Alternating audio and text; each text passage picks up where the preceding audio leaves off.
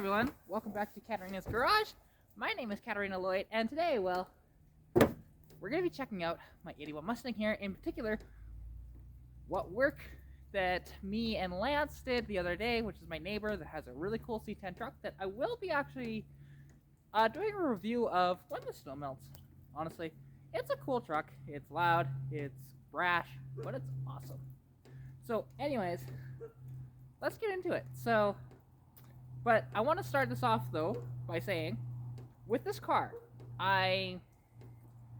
because I wanted to put a PCV valve on it because it just was not running right. Just not at all. And I couldn't quite figure out why, because it's like, but then I had kind of a brain fart, to be honest, well here, let me open the hood and show you what I was thinking and what actually worked, and also what all we did, because not very much, but those little things made a profound difference in the car. So, open the hood here, and let's bring it around. So, this setup here, again, 200 inline 6, right? It doesn't produce a lot of power, but actually, the little things that we did yesterday made a huge difference. So if I take this off, you'll see, okay, so the PCV valve is now going into the carb spacer. And it's kind of funny though, because as Lance was drilling that hole, you know, and he kind of screwed up and he had to fill it, but it's working good. It's not leaking anything. Actually, I didn't realize that you guys couldn't really see that properly. There we go, right down here, right? So he drilled that, and then I asked him, hey, are you drilling that on the correct side? Because initially was going to be over here for obvious reasons, right? Because getting the thing around, because we didn't think we'd be able to do this. But he drilled it on the wrong side, he got it. But then instead, all he did was he bent it at a 90-degree angle and did it like this. So you don't actually see that. It's underneath the air cleaner, which is brilliant. Right now, I'm kind of surprised that my choke is actually partially open because it has not been started since, has not been running since about 6 o'clock this morning when I finally got home, or it's closer to 5:30. But, so, doing that, because where the PCV was initially, I had it plumbed right to here, but it was just not happy. I think it was having a negative effect via the vacuum, because when you plugged it off, it actually sounded a lot better. So, and the reason for that is because in the, I was getting a bunch of condensation and oil actually spewing out of the valve cover. So now that should be curbed. I don't have any more of that. But the other thing, this is an old hot rodder trick of basically, now this is only going to affect down low because when you're full throttle, you have zero vacuum. But so actually, I did have to swap one of the wires as well, because my one wire, it was just dead. There was no ohms of resistance whatsoever. So cylinder 1 now has a wire stolen from my convertible over there. But don't worry, I'll replace it when time comes. So anyways, the other thing I did was I grabbed a vacuum, thing, and went, instead of to the back of the carburetor, which is honestly, that's kind of capped quite a bit for vacuum. So instead, I put it into the distribution block in the intake. So now this thing, it goes a lot better. It's amazing, to be honest, what one little hose does. And also figuring out that I actually had a vacuum leak coming from the other carb spacer that I had, due to one of the studs just was not tight in there, which it's can be a bit of a pain in the ass to get those tight. But anyways, so let me really quick start this thing and show you guys honestly just how it runs now, and we'll go for a drive and I'll show you guys exactly how this thing goes. Now this car is very easy to start, especially when it's as warm as it is. To be honest, I don't even need my coat on, which I'm going to take it off for the drive. All you gotta do is go 1, 2, 3, 4, and oh, I need the keys in the ignition. thought that was dumb. And it should just like that. This thing starts so good. And like out back, once it's warmed up, I'll pick it down and you'll really hear how good the exhaust is. Because it is really nice on the back of the thing, especially at idle. Yeah, and like there's some stuff, that we're gonna play with more so. And again, none of this costs money. That's the beauty of just doing minor adjustments like this. Like, okay, the hose costs money. That's it. My PCB costs a little more cash, but I already had that. So really, it's such a versatile thing. And this thing gets really good gas mileage too. Because when I was running kind of like crap with the vacuum leak and PCB not in a happy spot, it was actually getting only 27 miles per gallon in Imperial, which is about 23 or 21 or so American. But this last time that I filled up, I got 30.75 miles per gallon, which is typical of this thing. Now, it's interesting because that's slightly lower than the usually 31, but to be honest, without cruise control in this car, that can vary only because my foot can modulate, and it did. I mean, I was really tired. I was only running off of less than an hour of sleep, driving my dad to the airport at 2:30 in the morning this morning, so it was just awful. But yeah, if you're wondering why the idle's so high right now, if you don't know, carbureted vehicles have what's called a cooled idle. And so when you first start them up, they're going to have a higher idle, or at least the majority of carburetors have them. Not every single one, but the majority of them do. The RPM will hang higher until you kick it down, which it's just about there, to be honest.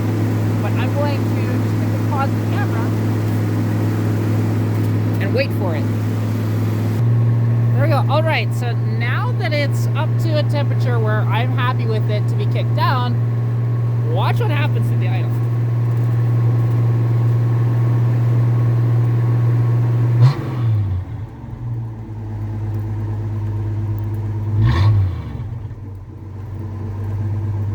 Like, it's got a pretty good idle. It's still a little higher than I'd like, but my gauge does lie to me too. But just, when you listen to that,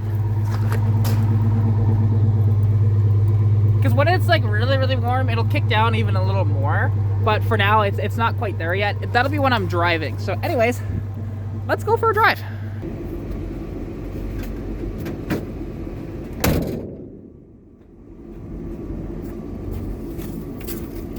All right. Here we go.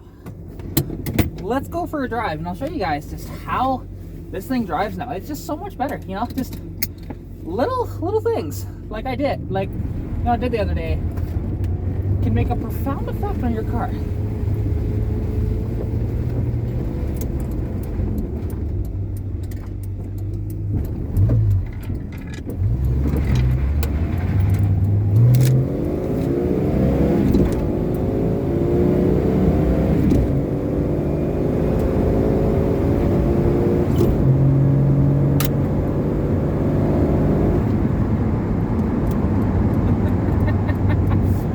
Stumbled a little bit, because that is just signifying to me that it wasn't quite warm enough yet. But yeah, let's just go down this little road over here, because this is where I usually test my car, to be honest. Just to see, because if you guys are interested in the loop, I usually do, but now my app is kind of bugging out. It does not show me, the GPS isn't accurate anymore, so but yeah, like this road, because sometimes there can be traffic on it. If there's traffic, I don't even bother doing a pull. But if there isn't traffic, you'll see me do what I'm gonna do. Which, looking, there is a car.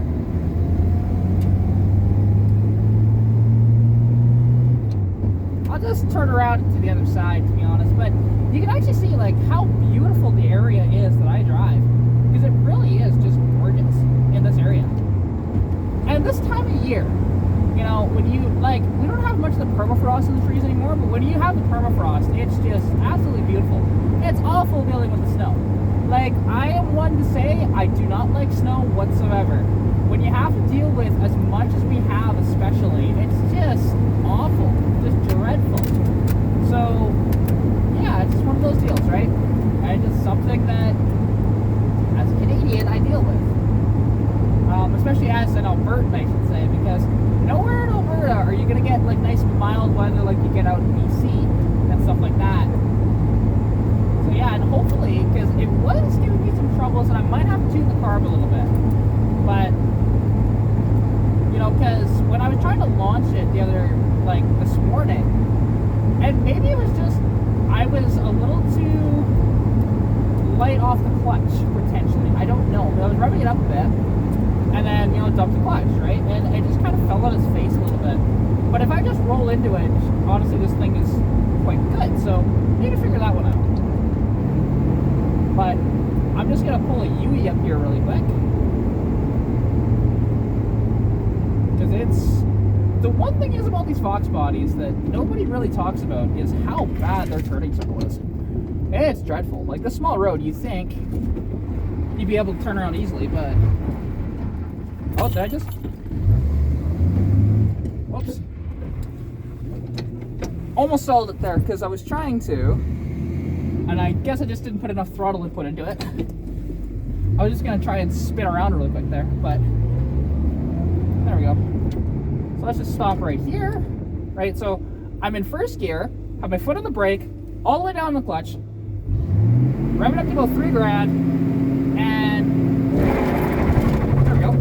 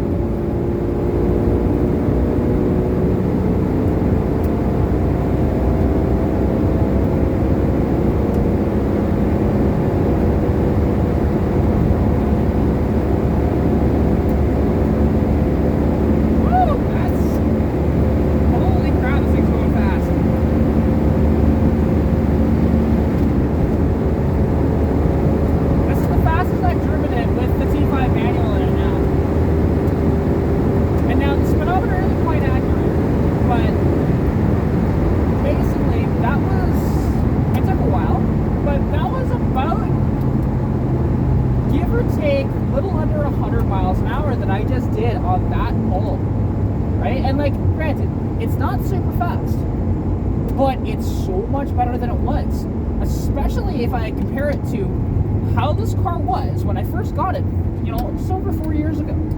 4 years and a few days, to be honest. I bought this car, I believe it was March 11th of 2019. It is now, what is it?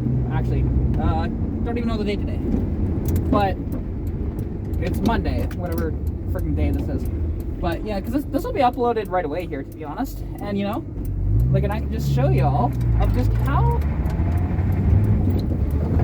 you know, kind of nice it is just to drive this car. Because it really is such a nice car to drive. You know, I can go heavy on the throttle like I just did, and you know, bag on it. But then, majority of the time, like, I don't do that. Majority of the time, I just drive it as you see here. Just, you know, have it forth, going 50 kilometers an hour, cruising through town. I don't really speed that often. Yes, there are times when I do really hammer on it, as you saw. But it's just one of those deals, right? I love this car. This is my baby, and I'll never ever get rid of her. You know, and because people wonder, why do I like this thing so much? And it's honestly just the amount of time I've spent on this thing, and honestly, just the uniqueness of the car. Because yeah, it's a fox body, but it's inline 6. It's got this 1 year only interior, which even though it's got red seats now, a red carpet, and a red headliner, which are not original, it's just everything I've done is just an improvement of what I started with, you know? And it's just awesome.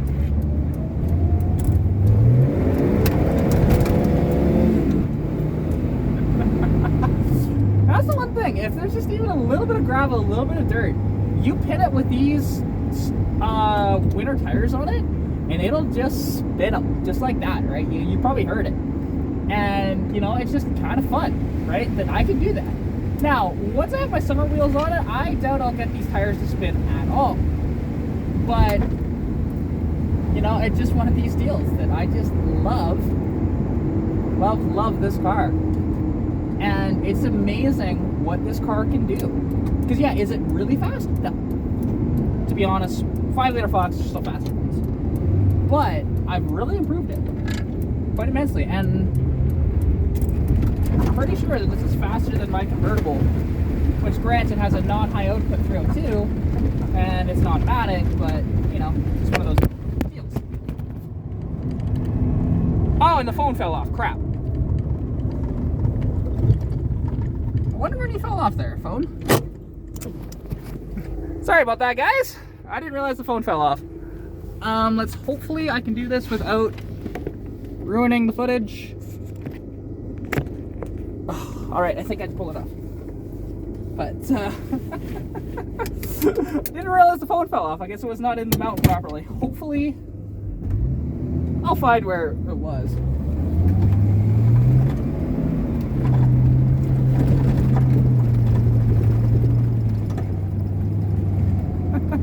Just doing, you know, a little bit of a donut there.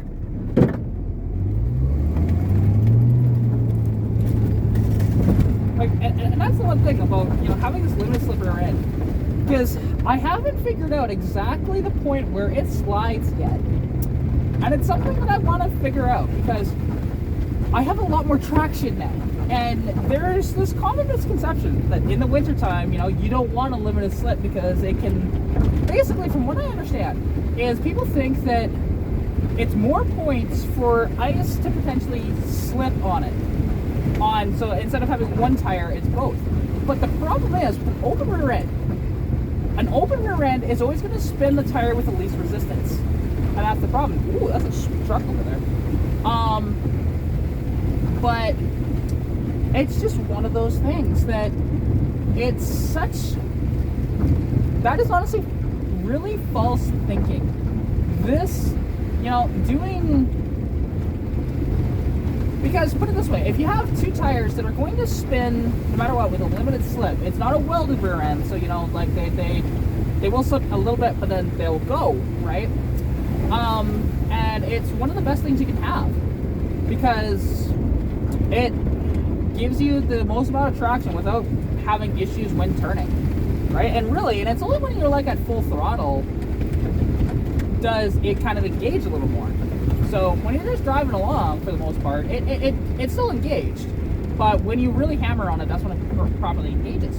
But yeah, I just honestly, I love this car and the way it goes. You know, but yeah, that, I mean, pretty shortly, that's gonna about do it for this video. But I'll just cruise around town a little more. Because, yeah, you guys fell off your little mount there. So, and, you know, it happens. I will admit, my channel is not perfect. I make mistakes all the time. And I will fully admit that, you know. I know a lot about these cars, but there's a lot that I also don't know. And, like, my knowledge is on the 4 eyes more. The arrows, not really. But, like, I was on, actually, Paul the Fox's podcast the other night, and that was honestly really good fun. I was there for about 40 minutes or so.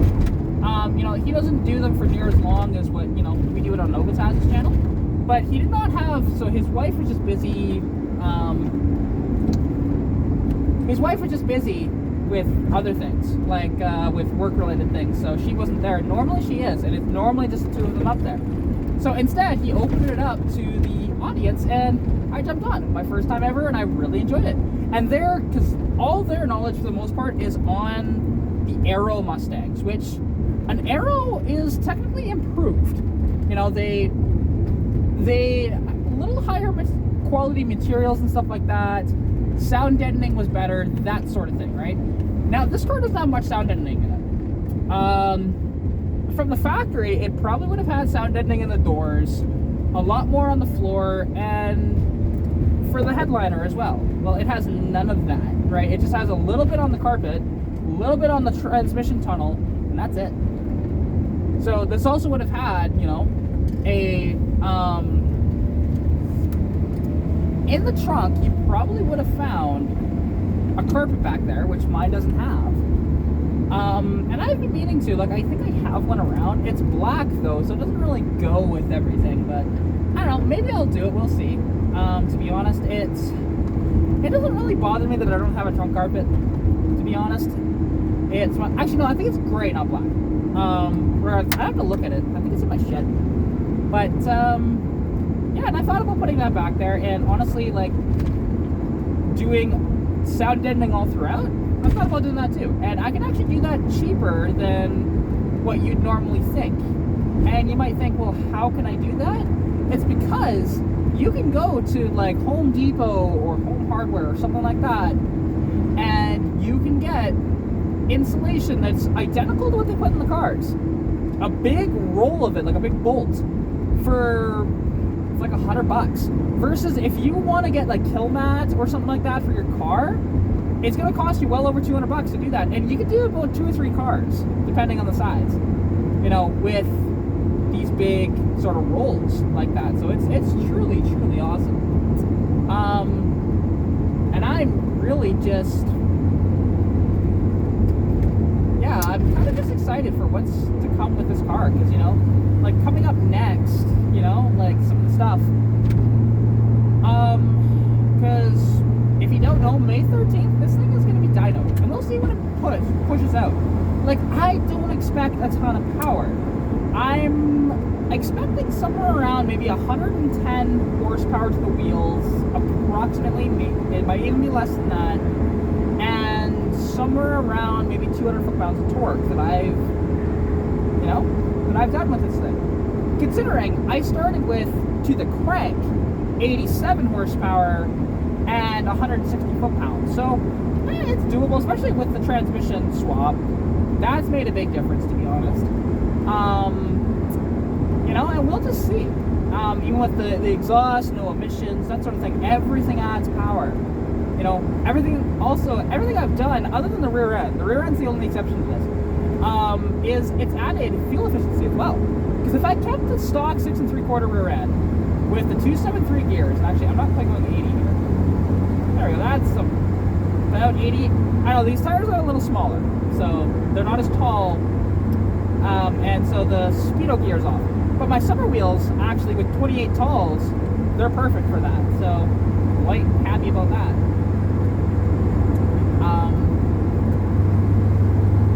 Yeah, there you go, now it's 90 from here. And honestly, like, you'll see in this video, I didn't mean for this to go on this long, but screw it. You guys are gonna go for quite the ride here, because it is beautiful driving through here. And also, it's one of my favorite driving roads around. It just takes a while to get there, but we'll get there. And then, yeah, when I get to the end of the road, that's when I'll end this video. And who knows, maybe I'll just break this up into a couple of videos, to be honest. Because I've done this drive before, but not with the manual. Not that I'll really be swapping gears too much going through here, but because I'm not going to be going full out, especially it's wintertime as well. Going through the kind of rolling hills with the turns and everything, it can be a little dangerous, because there could be an ice patch and you can just send it right off of it, right? But, you know, just drive it casually and you'll see, because, like, I have, there's a video that I drove that thing at speed with still the automatic, still the stock rear end of the car. And it was good. It was fun. You know, it takes a while to get there. But, you know, like, it's stuff coming up. Because, basically, you know, when it's good enough and when he actually has it back on the road, I'll actually be doing a review of a 76 Cosworth Vega, which I've driven the car before, I filmed the car before, but I never reviewed it.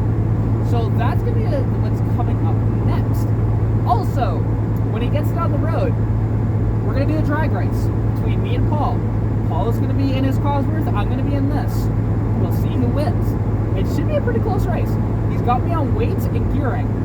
I've got him on power, though. So, I don't know, we'll see. We both got 5 speeds. I've got unlimited slip. He doesn't. He's got 373s. I got 355s. You know, he's got electronic fuel injection. I've got a carburetor at the moment. But that's another thing that will be swapped out, is I will be getting injection on this car coming out. So yeah, and here we go. So like I said, it takes a little bit to get out here, but I hope you guys have enjoyed this little drive. Oh yeah, no, I need that there. See, that's the one thing that I would like to add to this thing is a sunstrip, because I don't have one. But this is the original windshield of the car. Never, like, you could I think get one, but this was not an option that way. So, anyways, let's go for a drive. And also, you gotta watch out for wildlife too. Wildlife can pop out. That's why, especially at night, I don't drive this road at night. Only during the day. For that reason alone. Because you know, it starts out okay, a little bit of a hill here. I believe it's on the other side of this. Again, it's been a while since I've driven this road. It's a fun, very fun sort of road to drive down. And that's the one thing I really want to, in the future, honestly, like with some of the car clubs around, I want to take them out here, and I want to show them what we have to offer here. And it's just, yeah, I've got beautiful sights. You can see the mountains in the distance, because really the mountains are only about give or take an hour away. You know, I could just drive the mountains if I wanted to one day. You know, it's quite nice. Like in Sundry, if you don't know, really is for the most part just a stepping stone to go through to the mountains.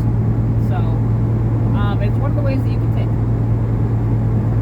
And like during the summer on weekends, it's a nightmare, especially long weekends.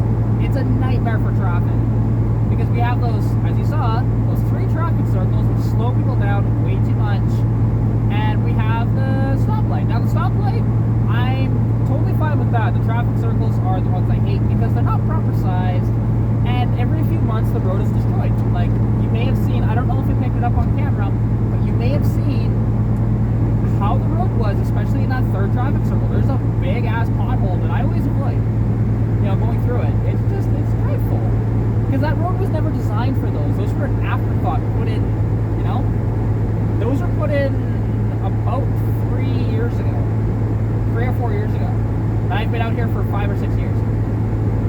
Okay, so I forgot how long this journey actually is to get to the proper road.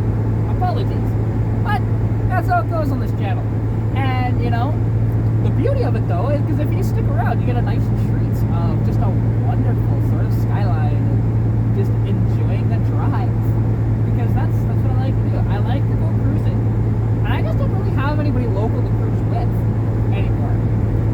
Because my buddy Cody, he moved, and honestly, the car community here has gotten a little toxic. There's some people that are absolutely fantastic, but there are quite a few that aren't great. And it only takes just a few to ruin a good night. So, unfortunately. So I've completely distanced myself from here, and to be honest, it's sad. It's sad. But yeah, so you can see it starts to get more, a little bit of rolling hills, right? Like this. And then once you get into the corners, it's just so much fun. And like in the summertime, you know, I'll take this and I'll find a time when there isn't any traffic on it, and I'll just go. And you'll see just how fun this road can be. Because, yeah, and like luckily, roads are dry, but it doesn't mean there isn't a spot where there's potentially ice or something like that. Plus there's a car in front of me, so, you know, I don't want to go too fast. God, I need to clean this windshield. I'll do that when I get back. No, it's just, yeah, because right now it's 6:30, 7 o'clock or so. And see, and this is kind of a blind corner here, right? It goes down, go around, here's where it starts. Like, it's funny that they say, hey, only go 65 through here, and like, you can, depending on your car, you can go a lot faster than that. Because right now I'm going a little under 100 kilometers an hour, to be honest. Not too fast, but there we go. And it's just awesome driving road. No, I don't like that anymore. The sun isn't behind the trees over there. Perfect. You know, and just enjoy the drive. You know, kiss the apex and all that different stuff when you can. You know? Because yeah, this car has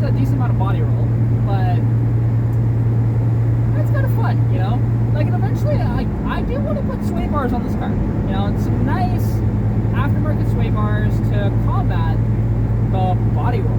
Because this thing, it's got these puny ones, and if I get like really big ones, you know, say like right now they're like an inch, maybe even less than that thick, maybe even half an inch thick to be honest. And I would like to put on maybe, I don't know, 2-inch anti-sway bars, and it'll really make a difference in how this thing handles. So, and that's the one thing, I'm not just going for straight line speed in this car. I do want to upgrade the handling too. I want this to be like an all-around package, but still have the comfort. So that's kind of the goal. And you know, like an adjustable coilover can still give me that comfort as long as it's a good enough coilover, because there are cheap coilovers that will just kill you, and the adjustability is not great.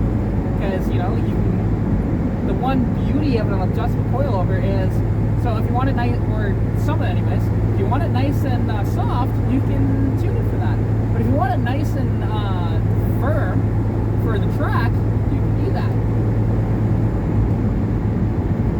So yeah, I just honestly love this road. And see, you can see some water on the road too, so I'm just enjoying the drive. Right? There you go. It's one of the only like really good driving roads around here, because everything else, it can look pretty good or whatever, but it's not as fun, you know? We've got the scenery, but not as many good driving roads. This is the one. This is the one we have. So, and it's nice that I don't have to drive that far. You know, it's about 15 kilometers outside of town, give or take. You know, just following the main highway. And this is interesting, because this road, during the summertime, this is where all the RVs go, right? So, and again, just do not do it on a weekend. If you come out here, and if you want to do this, don't drive out here on a weekend. That's all I'll tell you. Try and do it on a weekday. But yeah, we're getting towards the end of the road here. So I'm going to whip it around up there and call it. Because yeah, this will go, honestly, around for a ways. But I don't want to go that far, and honestly, I don't want to have this video go on for too long. So just, because this turns that way and goes towards, what is that little town? I'm trying to remember. If you look at a map, you'll know. This is the 27 highway. And this is the highway that you take, you know, to go to the mountains, but also to get to Olds or come back to Sundre if you're in Olds. But yeah, so anyways, that'll about do it for this one. Although I'm going to